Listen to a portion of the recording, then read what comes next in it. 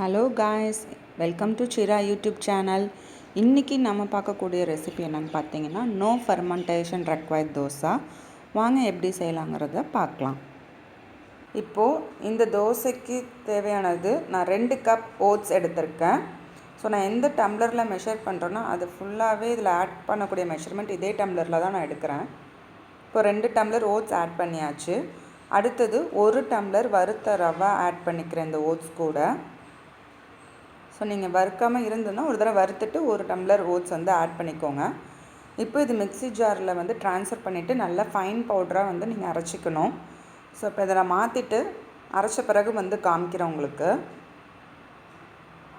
இப்போ இதை அரைச்சாச்சு, பார்த்திங்கனாலே தெரியும் நல்லா ஃபைன் பவுடராக இருக்கிறதுங்கிறத. இப்போ இதை நம்ம ஒரு பவுலில் ட்ரான்ஸ்ஃபர் பண்ணிக்கலாம்.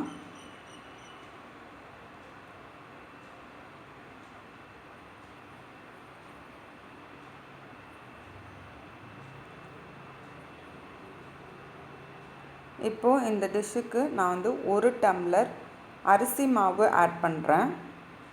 ஸோ இந்த டம்ளரில் எடுத்தோன்னா அதே டம்ளரில் தான் நான் உங்களுக்கு ஆட் பண்ணுறேன், பாருங்கள். தென் இந்த தோசை மாவுக்கு தேவையான உப்பு, ஸோ அதையும் நம்ம இப்போ ஆட் பண்ணிக்கலாம். ஸோ இப்போ இதுக்கு டோட்டலாக பார்த்திங்கன்னா நான் 4 டம்ளர் தண்ணி ஆட் பண்ணுறேன். ஸோ நான் சொல்கிறது minimum quantity. So 4 tumbler water நீங்கள் ஆட் பண்ணிவிட்டு லம்ஸ் இல்லாமல் நல்லா கரைச்சிக்கோங்க. எந்த கட்டியுமே இருக்கக்கூடாது, இல்லைன்னா இப்போ தோசை ஊற்றும்போது கட்டி கட்டியாக உள்ள மாவு வேகாமல் வந்துடும். அதனால் நல்லா கட்டியாக கரைச்சிக்கோங்க, அப்போ தான் மொறுமொறுன்னும் தோசை மெலிசாக வரும். உங்களுக்கு கரைச்ச பிறகும் இல்லை எனக்கு கெட்டியாக இருக்குங்கிற மாதிரி ஃபீல் பண்ணிங்கன்னா நீங்கள் கொஞ்சம் தண்ணி எக்ஸ்ட்ராவாகவே ஆட் பண்ணிக்கோங்க.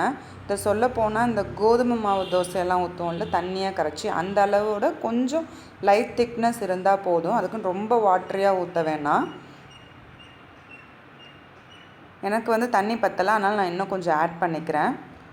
ஸோ இது ஃபுல்லாக லம்ஸ் இல்லாமல் கரைச்சாச்சு. இது அப்படியே நீங்கள் மூடி போட்டு வச்சுருங்க. ஒரு 15லேருந்து 20 நிமிஷம் இதுக்கு ரெஸ்ட் டைமாக இருக்கட்டும். நெக்ஸ்ட்டு என்ன ப்ரொசீஜருங்கிறத நம்ம பார்க்கலாம். இப்போது ஒரு தாளிப்பு சட்டியில் நான் 2 ஸ்பூன் எண்ணெய் ஆட் பண்ணிக்கிறேன். இப்போது இதுக்கு 1 டேபிள் ஸ்பூன் கடுகு எண்ணெய் சூடானோன்னு ஆட் பண்ணியாச்சு. 1 டீஸ்பூன் உளுத்தம்பருப்பு, 2 பொரிஞ்சு வந்தோன்னே 1 டீஸ்பூன் ஜீரகம்,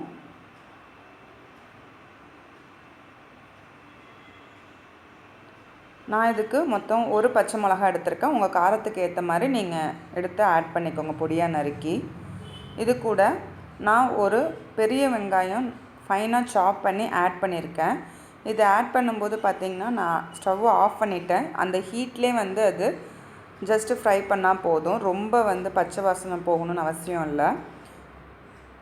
இப்போது இந்த நம்ம ரெடி பண்ணியிருக்கிற பேட்டரில் நம்ம தாளித்து வச்சது அத்தனையும் ட்ரான்ஸ்ஃபர் பண்ணிவிட்டு கொஞ்சமாக நறுக்கின கொத்தமல்லி, கருவேப்பிலை உங்களுக்கு பிடிக்குனாலும் நீங்கள் இதோட ஆட் பண்ணிக்கலாம். இப்போ பாருங்கள் நல்லா மாவு 15லேருந்து 20 நிமிஷம் ஊறிடுச்சு. இப்போ பார்த்திங்கன்னா தண்ணி கன்சிஸ்டன்சியில் இருக்குது. இதில் தோசைக்கல் சூடாயிருச்சு. ஃபஸ்ட்டு தோசை கொஞ்சம் மீடியம் சைஸில் ஊற்றி பாருங்கள். அது நல்லா நமக்கு மெலிசாக வருது அப்படின்னா நம்மளுடைய ரெடி பண்ண பேட்டர் கரெக்டான கன்சிஸ்டன்சியில் இருக்குதுன்னு அர்த்தம். ஆனால் இப்போ பார்த்திங்கன்னா தெரியும், நான் அவ்வளோ தண்ணியாக வச்சுருந்துமே இது ரொம்ப திக்காக தான் இருக்குது. ஸோ எனக்கு இன்னும் கொஞ்சம் வாட்டர் ஆட் பண்ணால் பெட்டராக இருக்குங்கிறனால நான் இன்னும் கொஞ்சம் வாட்டர் ஆட் பண்ணி பேட்டர் ரெடி பண்ணிக்க போகிறேன். ஸோ இது நான் செகண்ட் தோசை, கொஞ்சம் பேட்டரில் வாட்டர் ஆட் பண்ணியாச்சு. இந்த தோசை நான் உங்களுக்கு ஊற்றி காமிக்கிறேன். இந்த கன்சிஸ்டன்சியில் தான் உங்களுக்கும் இருக்கணும், அப்போ தான் நல்லா மெலிசாக மொறுமொறுன்னு வரும். இப்போ தோசைக்கல் சூடாயிடுச்சு. தோசை ஊற்றும் போதே பாருங்கள் எவ்வளோ ஹோல்ஸ் அதில் வருதுன்னு சொல்லிட்டு. நல்லா இந்த மாதிரி வந்துச்சு அப்படின்னா ரொம்ப தின்னாக நல்லா கிரிப்ஸியாக இருக்கும். ஸோ ஓட்ஸ் தோசைங்கிறது நம்ம டயட்லேயும் ஒரு பார்ட்டாக இன்க்ளூட் பண்ணிக்கலாம். ஸோ ஓட்ஸை ஊற வச்சு சாப்பிட்றது சில பேருக்கு பிடிக்காது. ஸோ இந்த மாதிரி நீங்கள் தோசையை ரெடி பண்ணி கூட சாப்பிட்லாம் ஹெல்த்தியாக. இப்போ பாருங்கள் நான் எந்த விதமான இதுவும் பண்ணல, நல்லா மொறுமொறுன்னு வந்துருச்சு. ஸோ இப்போ திருப்பி போட்டாச்சு. ஸோ நம்மளுடைய ஓட்ஸ் தோசை ரெடி ஆயிடுச்சு. இதுக்காக நம்ம எந்த விதமான ரைஸையும் ஊற வச்சு கிரைண்டர் யூஸ் பண்ணி அரைக்கலை. ஒர்க்கிங்கில் இருக்கிறவங்களா இருந்தால் கூட சிம்பிளாக வீட்டுக்கு வந்தோன்னே ஒரு 5 மினிட்ஸ் ஸ்பெண்ட் பண்ணிங்கன்னா இந்த பேட்டர் ரெடி பண்ணிடலாம். ஆஃப்டர் 20 மினிட்ஸ் நீங்கள் ஈஸியாக இதுக்கான தோசையை வந்து நீங்கள் ஊற்ற ஆரம்பிச்சிடலாம். ஸோ நீங்களும் வீட்டில் இதை ட்ரை பண்ணி பாருங்கள். இந்த ரெசிபியோட டேஸ்ட் எப்படி இருந்துச்சுன்னு சொல்லிவிட்டு கமெண்டில் ஷேர் பண்ணுங்கள் ஃப்ரெண்ட்ஸ்.